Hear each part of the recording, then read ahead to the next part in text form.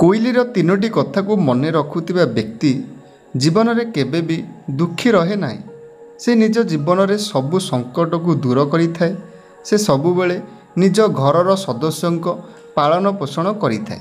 ବାପା ମା' ପିଲାମାନଙ୍କୁ ପାଠ ପଢ଼ାଇ ବଡ଼ ମଣିଷ କରନ୍ତି, କିନ୍ତୁ ଆଜିକାଲି ସେହି ପିଲାମାନେ ବାପା ମା'ଙ୍କ କଷ୍ଟକୁ ଖାତିର ନ କରି ସେମାନଙ୍କୁ ଘରୁ ତଡ଼ି ଦେଇଥାନ୍ତି କିମ୍ବା ବୃଦ୍ଧ ଆଶ୍ରମରେ ଛାଡ଼ି ଦେଇ ଆସନ୍ତି। ଅନେକ ସମୟରେ କିଛି ପୁରୁଷ ଲୋକ ନିଜ ସ୍ତ୍ରୀ କଥାରେ ପଡ଼ି ନିଜର ବୃଦ୍ଧ ବାପା ମା'ଙ୍କୁ ବହୁତ କଷ୍ଟ ଦେଇଥାନ୍ତି। ଆଜି ଆମେ ଏହି ବିଷୟରେ ଏକ କାହାଣୀ ମାଧ୍ୟମରେ କହିବୁ, ଯାହାକୁ ମନୁଷ୍ୟ ସମ୍ପୂର୍ଣ୍ଣ ଭାବେ ଶୁଣିବା ଆବଶ୍ୟକ। ପ୍ରାଚୀନ କାଳରେ ଏକ ଜଙ୍ଗଲରେ ଏକ କୋଇଲି ଏବଂ ତା'ର ସ୍ୱାମୀ ବାସ କରୁଥିଲେ। ଦୁହେଁ ବେଶ୍ ଖୁସିରେ ଦିନ କାଟୁଥିଲେ। କୋଇଲି ଗର୍ଭବତୀ ହେଲା ଏବଂ ପ୍ରସବର ସମୟ ଯେତେ ନିକଟତର ହେଲା, ସେ ନିଜ ସ୍ୱାମୀକୁ କହିଲା ଯେ ଏଭଳି ଏକ ଭଲ ସ୍ଥାନ ଖୋଜିବା ପାଇଁ ଯେଉଁଠାରେ ସେମାନେ ଭଲରେ ପ୍ରସବ କରାଇ ପାରିବେ। ସେହି ଅଞ୍ଚଳରେ ରହୁଥିବା ଏକ ସାହୁକାର ପାଖକୁ କୋଇଲି ଏବଂ ତା'ର ସ୍ୱାମୀ ଗଲେ।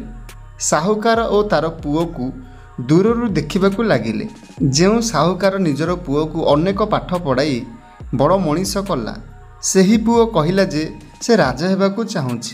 ପୁଅ ଚାହୁଁଥିଲା ଯେ ସାହୁକାର ନିଜର ସବୁ ଜମାପୁଞ୍ଜି ଲଗାଇ ଏକ ବିଶାଳ ସେନା ନିର୍ମାଣ କରନ୍ତୁ। ସାହୁକାର ବୃଦ୍ଧ ହେବାରେ ଲାଗିଲେ ଏବଂ ସେ ନିଜ ପୁଅକୁ ସାମ୍ନା କରିପାରିଲେ ନାହିଁ, ଯାହାଦ୍ୱାରା ପୁଅ ତାଙ୍କ ସହିତ ମାରପିଟ କରିବାରେ ଲାଗିଲେ।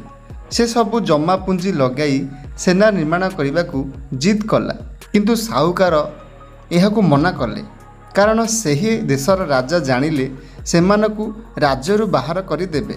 ପୁଅ ସବୁବେଳେ ଜିଦ୍ କରିବାରେ ଲାଗିଲା। ସାହୁକାର ନିଜର ପୁଅକୁ ବୁଝାଉଥିଲେ। ଶେଷରେ ପୁଅର ପ୍ରହାରରେ ବାପାର ମୃତ୍ୟୁ ହୋଇଗଲା। ବାପାର ମୃତ୍ୟୁ ପରେ ଶବ ସଂସ୍କାର ନ କରି ପୁଅ ସେମିତି ଫିଙ୍ଗିଦେଲା। ଶବ ସଢ଼ିଯିବା ପରେ ପୁରା ଅଞ୍ଚଳରେ ଦୁର୍ଗନ୍ଧ ବ୍ୟାପିଗଲା। ଏପଟେ ପୁଅ ସବୁ ଜମା ପୁଞ୍ଜି ଲଗାଇ ସେନା ନିର୍ମାଣ କରି ସେହି ରାଜ୍ୟର ରାଜାଙ୍କ ଉପରେ ଆକ୍ରମଣ କଲା ଏବଂ ପରାସ୍ତ ହେଲା। ରାଜା ତା'ର ମୁଣ୍ଡ କାଟ କଲେ। ସାହୁକାରଙ୍କର ପୁଅକୁ ଦେଖି କୋଇଲିର ସ୍ୱାମୀ ନିଜର ସ୍ତ୍ରୀକୁ ପ୍ରସବ ପାଇଁ ମନା କଲା, କାରଣ ଯଦି ସେମାନଙ୍କ ସନ୍ତାନ ବି ସେହିଭଳି ହୁଏ ତେବେ ତାଙ୍କ ଜୀବନ ନର୍କ ହୋଇଯିବ। ଏପଟେ ସ୍ତ୍ରୀ ଭଲ ସ୍ଥାନ ପାଇଁ ଜିଦ୍ ଧରୁଥିଲା, ଏପଟେ ସ୍ୱାମୀ ପୁଅ ପାଇବାକୁ ନାରାଜ ଥିଲେ ଏବଂ କୋଇଲିକୁ ଏହା ମଧ୍ୟ କହିବାକୁ ଲାଗିଲେ ସେ ଯଦି ପୁତ୍ର ଜନ୍ମ ଦିଏ ତେବେ ସେ ତାକୁ ଛାଡ଼ିଦେବେ। କୋଇଲିର ଇଚ୍ଛା ମା' ହେବାର ଥିଲା, ତେଣୁ କୋଇଲି ନିଜ ଅଣ୍ଡା କାଉ ବସାରେ ରଖିଦେଲା ଏବଂ ଦୂରରୁ ଦେଖିଲା ଏବଂ ସ୍ୱାମୀ ପଚାରିବାରୁ ତାହାକୁ ସମୁଦ୍ରରେ ଫିଙ୍ଗି ଦେଇଛି ବୋଲି କୋଇଲିଟି କହିଲା। କୋଇଲିର ଛୁଆମାନେ ବଡ଼ ହେଲେ, ମାତ୍ର ଲାଳନ ପାଳନ କାଉ କରୁଥିଲା। ତେଣୁ କହିବାର ଅର୍ଥ, ଯଦି ଆପଣ ନିଜ ମାତା ପିତାଙ୍କ ସେବା ନ କରନ୍ତି ତେବେ ଆପଣଙ୍କ ସନ୍ତାନ ମଧ୍ୟ ଆପଣଙ୍କ ଯତ୍ନ ନେବ ନାହିଁ। ଆଶା କରୁଛି ଭିଡ଼ିଓଟି ଆପଣମାନଙ୍କୁ ନିଶ୍ଚୟ ଭଲ ଲାଗିଥିବ।